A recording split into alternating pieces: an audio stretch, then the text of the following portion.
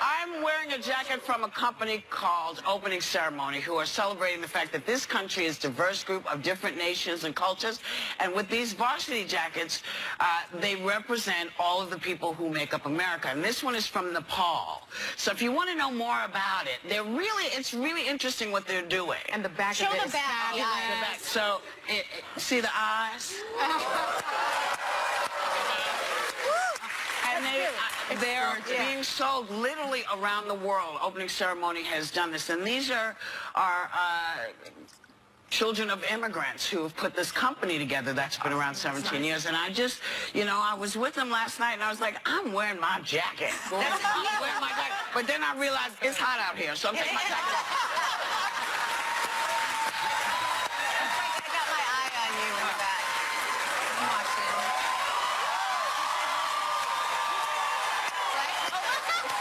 I don't want to watch. So, as I'm sure you all are aware, Donald Trump had his first press conference since winning the election. But he wasn't willing to talk to everybody. He shut down CNN, who broke the story about the report about, Russia having scandalous info on him. Take a look. Much in there. There's so much in there. So, what do you think? I mean, I worked at CNN for 6 years, and I know Jim Acosta. He is an excellent reporter. He is above reproach, and the way that he was treated by our president-elect was inappropriate. And I'm angry about that. And I think we should all be concerned about that exchange that we just saw, because it's about freedom of the press. Yeah, that's right. And for our president-elect to call someone who is a journalist from a reputable news organization fake journalists and fake news is something that is terrifying. Well, and they're conflating something here. There's a difference between CNN and what they reported and what BuzzFeed reported. And by grouping them together, which they often do. Okay, well, CNN, this might get into two in the lead. CNN had reported that there was, the president and president-elect had been briefed about this report. Right. Yes. Okay. About his personal behavior in Russia. No, it didn't even go into that. It didn't even go into that. It just said there's a report, and it was important enough that President-elect Trump and President Obama have been briefed on this. Right. BuzzFeed saw that they had done that, and this 35-page dossier that's been, all the media had. No one had reported on it because they didn't have enough to back it up. Right. BuzzFeed, I think, saw CNN and said, we're just going to put it out there. Right. Well, that made the decision without seeing. Well, and it might not have been. That's just, sorry, that's the chronology. CNN came out first, and BuzzFeed did that. However, they decided to do that. Now, I do think perpetuating fake news when you're a media outlet or one that has not been corroborated or checked is irresponsible. It's not fake news, it's unsubstantiated news. Or unsubstantiated. It's a difference. No. Fake news is when you deliberately put something that's false out there. Oh, sorry. No, you're right, because that's the distinction I wanted to make. So, when you have uncorroborated or unsubstantiated, among journalists and media, it is not responsible to put it out there. Right. So I actually agree with that. And I do think also making the distinction, it's kind of a public service announcement. You're right. Fake news is when you have an intention to mislead and misinform. News you disagree with, which is often what President-elect Trump and Kellyanne Conway often refer to all media as fake news, which is also diluting the power of and the kind of injustice of fake news. And our constitutional right. I had a big problem with what BuzzFeed did initially, just because they came out and said, this stuff is unverified, this stuff has not been corroborated by anyone, but here's all the information. And as soon as that information hits with all of its details and specifics, it's hard to unsee that stuff. It's hard to not... Julian Assange in a fun way. Right, exactly. Only the difference there was, that was Julian Assange, who people consider, he's allied with Russia. This is BuzzFeed is an organization that is American. That comes from us. And that makes people think, hold on a second, your allegiance should be to the truth and our standards of ethical journalism. And Julian Assange doesn't live by those standards. No. What I did do, though, is I looked into CNN. And I read the CNN report, and there's nothing wrong with it. There's absolutely nothing wrong with that. What I also did was I compared what CNN said with respect to this and what they said about WikiLeaks. And they gave a very similar take on both, which is that they didn't get into heavy specifics. They said these are allegations. If you read the report, there's nothing wrong here. So it's incumbent upon Trump, though, to make the distinction. Yes, you can have a problem with BuzzFeed, but don't make a generalized statement about the mainstream media and group CNN in for something that they didn't do wrong. Does anybody see the irony? I mean, that may be true. All of this is true. But how about the irony of a fake billionaire with a fake tan and a fake university and a fake foundation worried about fake news? Can I just say also that this invocation of Nazi Germany that he did in one of his tweets, oh, it's like Nazi Germany, and then he stifles a reporter from asking a question. That's right out of the playbook of Joseph Goebbels, okay? Read your history. Well, that's, history, it's my sticking point. And when you have journalists seeing these kinds of, little thumb things that are happening, they're starting to look at each other and go, you know what? I don't care what side of the line we're all journalists. Yeah. And our job is to seek the truth. And I think that has been an important thing that's happened, because there has been enough innuendo put out and just run with. Yes. And people have to start to really listen when somebody says fake news. You need to question that.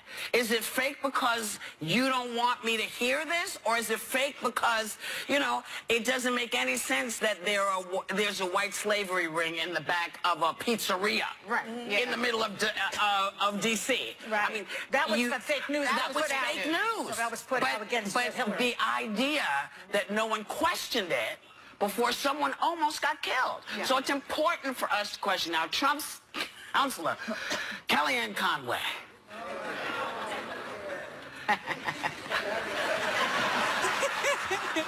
she continued slamming CNN on CNN, on Anderson Cooper's show. Good for her. Where they're claiming, she's claiming they crossed the line, just like BuzzFeed, who posted the report. Take a look. Yeah. She works for him, that's her job. She's a smart lady, and I like her, but she's wrong here. And all she has to do, Really? Wrong a couple all she times. has to do. Not the first but time. it's really simple. That she just has to Google find the report. I mean, I read it. All you have to do is read You're it.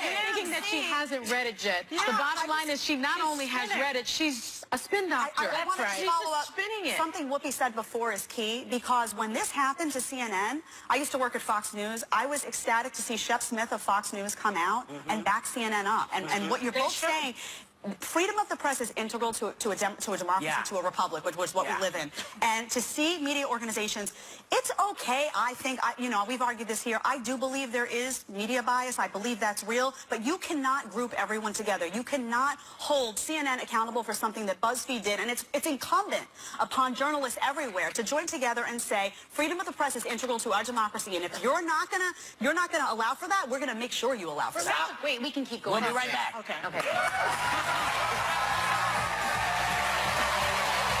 Still ahead, Rubio roars. How he tore into Trump's pick for Secretary of State. Will it put his confirmation in... Hey, welcome back. Everybody was just about to make a point, and I had to shut it down, but it's back up. Okay. Well, one thing is I was watching that interview last night with Kellyanne Conway and Anderson Cooper, and I found it so frustrating to watch, because the new red herring for Kellyanne Conway is anything the media. Every time, it used to be Hillary, but every time they need a substantial answer to a question, they go to the media. Right. Now, the problem here is, in addition to the categories we spoke of, fake news with bad intention, news you disagree with, there are also Trumpisms. And this is one thing, when you watch his press conference, the misspoken facts, but also Kellyanne Conway. In that conversation, she proceeded to group the media, which we are all separate entities, all of these stations. She mentioned CNN and BuzzFeed, then Late Night with Seth Meyers to prove her point against Anderson Cooper about CNN. He's on NBC. And then she goes in to quote a reporter from Politico. So if you watch back, she's trying to defend herself against CNN, and she proceeds to use 3 different news outlets to make a point that was false, because Anderson then finished the interview by pulling up the link she kept quoting throughout the whole interview, and they walked you through his screen grab.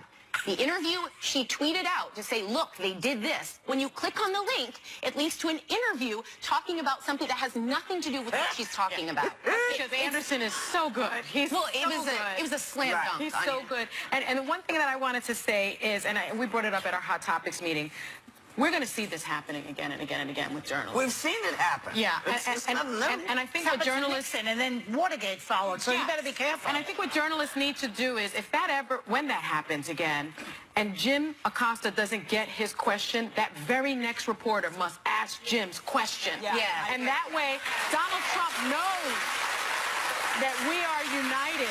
As Donald Trump then knows that we are united as journalists. And journalists, we are now, and I think we all know this, on the front lines, and we must be jealous guardians of our democracy. We must do that. You know what? You know who the next news outlet was that asked, though, and they weren't going to ask his question? He went right to Breitbart. So they're not going to probably do Jim Acosta. You know what they need to do with Trump and his lies? Every time he speaks, he needs to swear on the Bible. Every single time. Every Like press that's not help. conference. Well, then they can Like get 2 wait a second. Corinthians Then is they can right. get him for perjury. Go ahead. Later Go on. Go The ahead. problem with that, I think that's right, and I think journalists have also been known on occasion to get up and walk out together.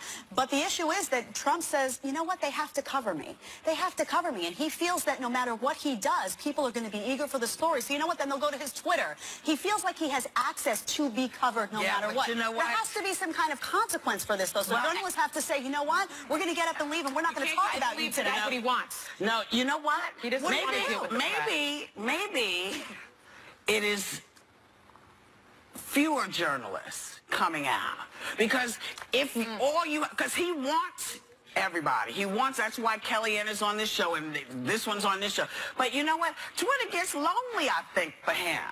Give him I 3 think he people. gets very lonely with Twitter. And I think if that was all he had to look forward to, it might change. But you know what? He is who he is. And you can't change these stripes. He doesn't care. He will say what he needs to say. No one has said didn't happen. A lot of them say this didn't happen, but a lot of us said, hey, a lot of that stuff didn't happen. So what did they do? They said it happened. So we're going to be rising above that. We're going to wait and see what goes on. He does not have a high approval rating right now. His approval rating is low. And when he says the only people who want to see his tax returns are reporters, that's not true either. No, it's not. The majority of Americans want to see them. Well, and it's important that we do. And now, more than ever, because those ties to Russia, that Russian money can be cleared up very quickly with your tax return. That's why he doesn't want you to see them. And so for all of those folks who say, you guys don't know what you're talking about, we actually do. Now, Trump's pick for Secretary of State, former Exxon CEO and Putin pal. I like saying that. A Putin pal. That's like a little doll. The toy you get. The big toy for next That's Christmas. it for next Christmas. Putin pal. He hatches out of an egg. Rex Tillerson. He was grilled by the Senate yesterday, especially by Donald's former rival and possible, presidential candidate in the future, Senator Marco Rubio. Take a look. Well, good for little Marco. Yeah, really good for Margo. I just wish he had been as tough on Jeff Sessions. He says, Jeff understands the threat our nation faces, including radical Islamic terrorists within our borders, illicit drugs destroying our communities. I'm confident he will make protecting our neighborhoods a top priority. About what? Jeff Sessions? That's what he said. That's what he said about, So on one hand, he's right there and he's in it, but it's like, dude, really? Rubio has a tendency to go after brutal dictators. He has no patience for Putin. He has no patience for the Castro regime. He has no patience for people who suppress the rights of individuals. So when you say that, you're not saying that he doesn't recognize that Jeff Sessions tries to suppress the rights of African Americans. I think they pick their battles, honestly. I think that he says, you know what, this guy, I'm going to go after this one, and then maybe somebody else will pick up that fight. I think that it's just, you can't Well, fight when he asks him, do you think that Putin is a war criminal? The list is long in this world, okay? Yeah, Not he just is. Putin. He's right, but Putin is on that list. This is a guy who, everybody knows what's gone on in Aleppo, except maybe Gary Johnson, but everybody knows that there has been the slaughter. You liked him once. Slaughter. I like his libertarian philosophies, but I said I can't vote for him. That romance ended quickly. This is a guy, Putin, his military has gone in there and has killed innocent civilians repeatedly. You have over 400,000 people dead. You have political dissidents in jail in Syria. What is left to say? Yes, he is a war criminal. That's the answer. It's really simple. Yeah, but Trump never says anything bad about Putin. All he does is say bad things about Meryl Streep. But this is Tillerson. But Tillerson, you know why Tillerson can't say it? Wait. We'll be right back.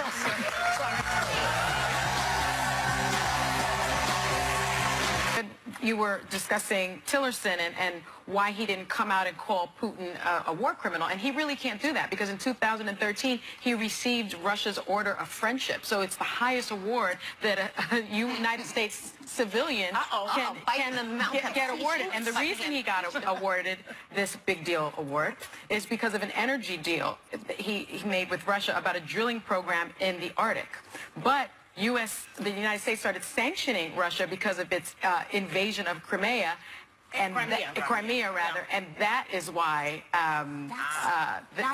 That's why Rubio asked him the question, though, because he knows all this, and he also asked him if he would reverse the executive orders that puts heavy sanctions on those who have already compromised our cybersecurity, and he couldn't answer that either. You know, so the two people that have been vetted, Jeff Sessions and Tillerson, a lot of what they're saying disagrees with the head honcho, Trump.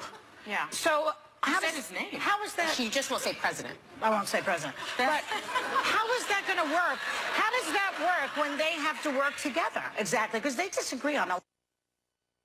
You're going to take the next 365 days to find out. Yeah. What you're seeing, though, you see, Well, you so know... they say they disagree. See, I'm not 100% sure. I believe People who like look at Republicans and say they'll pull them all together, they're not. This is what you're seeing. Look, Marco Rubio, Republican, holding Tillerson accountable. Rand Paul coming out and saying you can't repeal Obamacare unless you have a replacement that day, and here's my plan. So please, you know, just keep an open mind and know that there are Republicans that are holding your Republican future president-elect responsible. Absolutely. Watch Marco Rubio vote for Tillerson. Just watch. Yeah. Marco Rubio would vote for She's making Tillerson. a good point. I agree with you. I could be You have wrong. to give credit Take a where bet. it's due, and I've said for a long time, just because you have a Republican future president does not mean that everyone falls in line. And what you're seeing is that they're not falling in line. Well, we'll see, because, see, you know, right. for lots Well, this of isn't different- falling in line. Well, but this isn't, but other things are. The fact that Marco Rubio... Well, I'm sorry, They'll you know, fall in line there's with a lot some of things. there's a lot of stuff for me with these people that have been chosen that are huge points. And to me, that they don't see, that they didn't question Jeff Sessions and say, listen, what makes you think you're more qualified now than you were the last time? And when you listen, or you go and find out what John Lewis said, because I'm not going to tell you, it's spectacular. It is spectacular. And we'll put it up on the website, because it's way too long for anyone to read. But it's magnificent and really didn't get covered. And John Lewis is somebody who knows what this man was like in the beginning, in the middle, and now. And also the things he said when Trump was running don't jive with what he said the other day. It's a whole thing. But, you know, we're watching. The American people are watching. And I think we're smart enough to see the reality of what it really means now that he's here. The monster has arrived. We'll be right back. I love your side eye.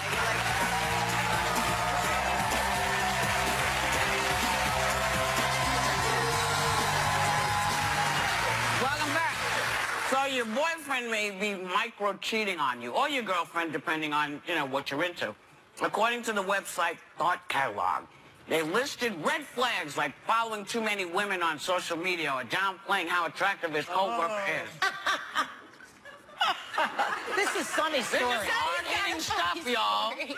Sonny, I know. hit it on Sonny. Yeah, I think my husband micro-cheated because he always describes the people that he works with as very unattractive. And there was this one woman, he was like, sure they'll be happy to hear that. Exactly. Give her a different name.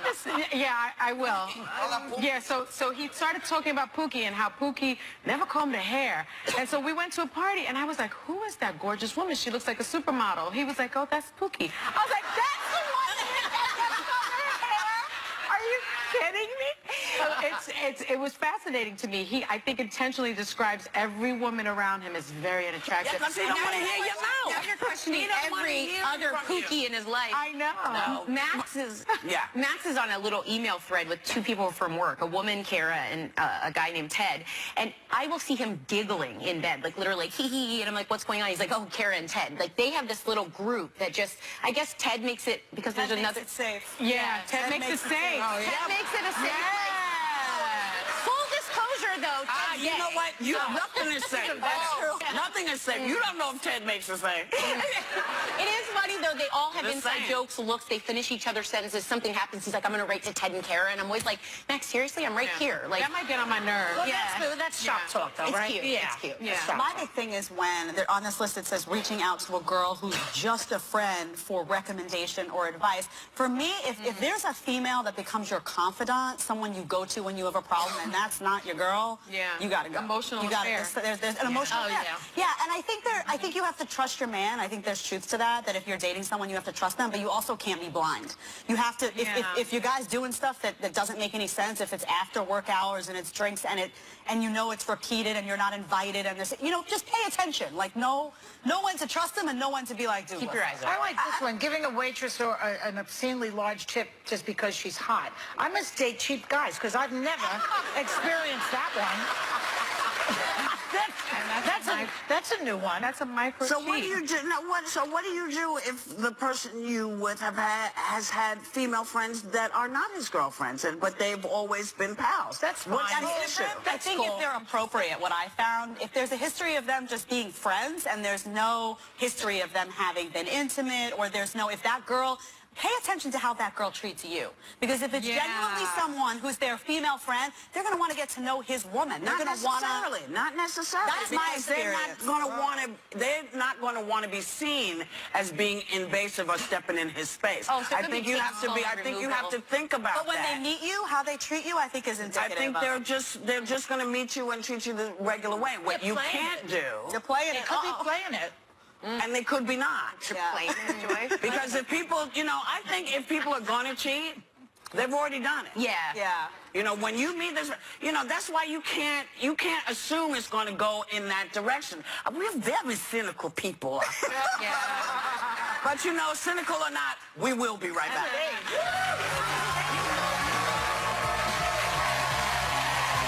Hi everyone, Charlie Sheen here. I'm about to join the lovely ladies of the View to discuss a few current events and perhaps even the latest antics of Donald J. Trump. Man, I just wish people in the public eye could behave themselves.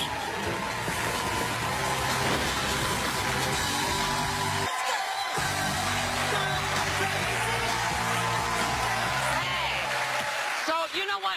I'm very proud to say this man has been a really kind of deep friend of mine for probably 30 years. And I'm thrilled he's making us laugh again in the new movie, Mad Families. And I'm even more thrilled that he's here with us live today. Please welcome the fabulous Charlie Sheen.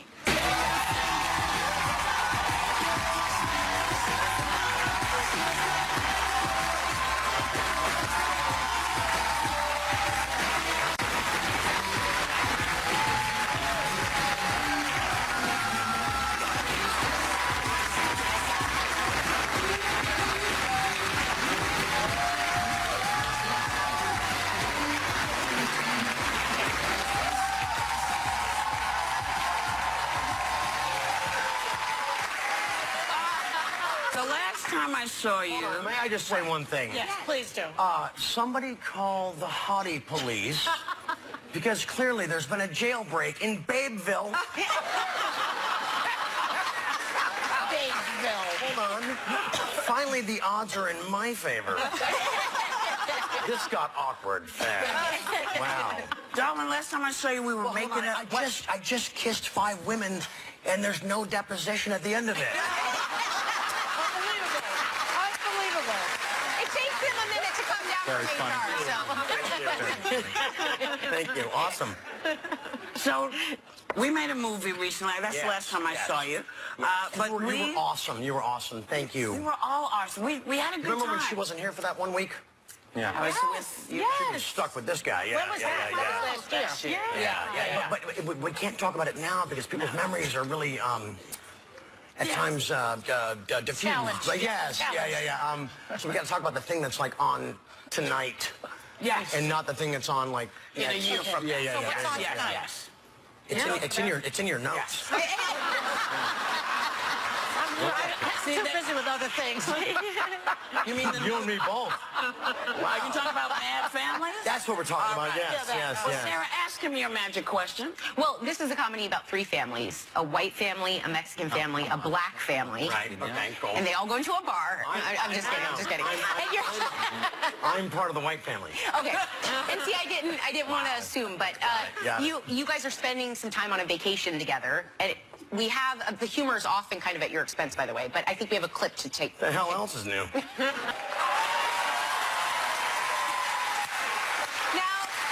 you're also an executive producer on it. What drew you to this script? It was an opportunity to work with a company that quell the timidity of the times that we are currently mired in. You can't say anything. It's like, good morning. Well, we say plenty over here. We say plenty over here. And we talk about, you know who a lot. Got it, Trump. yeah. And did you know? I have two questions. Did you know that Crayola this morning announced they're removing orange from their traditional package? Crayolas? Oh, that's very good. Yeah. Nailed it. Well, let me ask you something. In all your, So stupid. Sorry. it was. In all your experience, Charlie, have you ever run into him at the Moscow Ritz-Carlton? At the Ritz-Carlton in Moscow? Have you run into him at all? No, I got stuck in that flea bag called Mar-a-Lago, and it's like the Playboy Mansion with rickets. Really? And going to a commercial. No. And Mar-a-Lago you're yeah, talking there you about? go. Yeah. And It seems so beautiful. Looks like the Palace of Versailles. What are you talking about? wow. I want us to stay on the air right now. No, but he gave me fake cufflinks at a dinner. Yeah, he said they were Harry Winston and worth 100,000 with platinum and you believe that fake and news? flawless D's.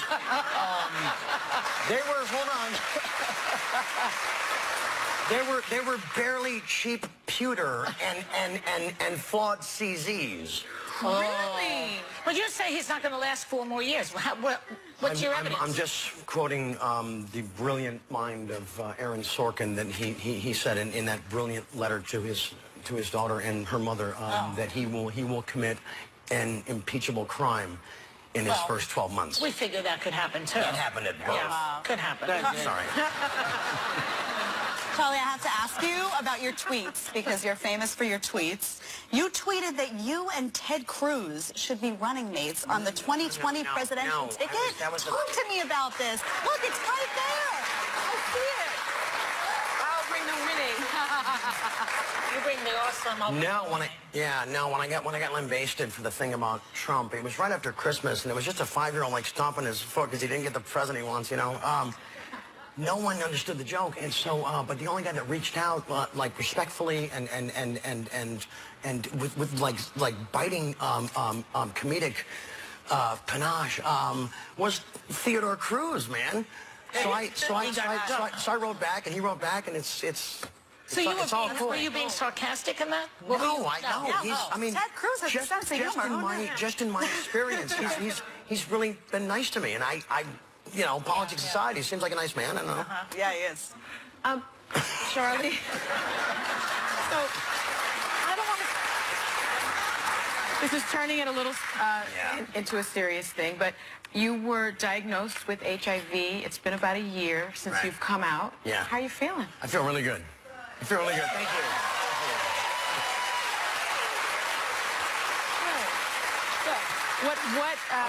I'm a bit jet lagged and a little fatigued, but not bad for a sick guy, right?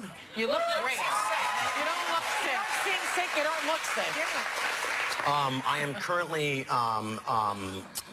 carrying the torch through the middle of an FDA drug trial study to deliver a drug called Pro 140, which is a global game changer. Yes. Really?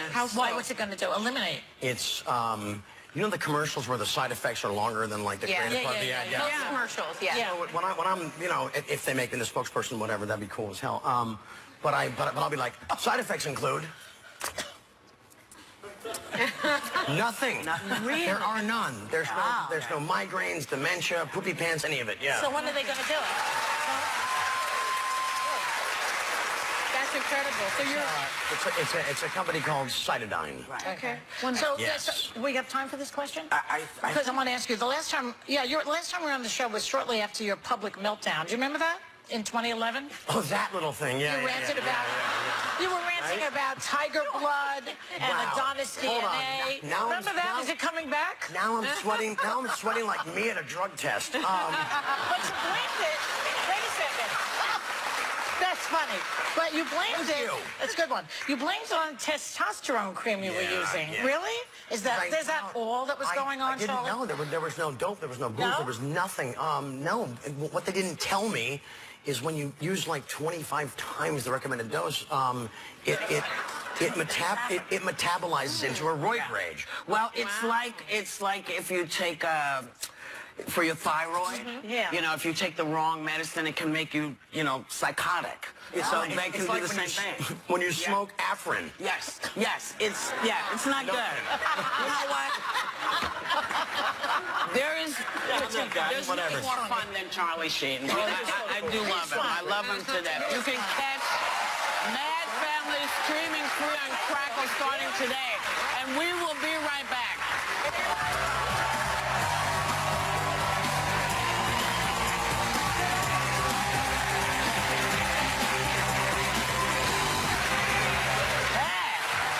Well, I guess this is the end of the show. This was fun. We laughed a lot, had some laughs, and now it's like the last thought of the day. So we want to send you out. Thank you for coming. We want you to have a great day and take a little time to enjoy the view.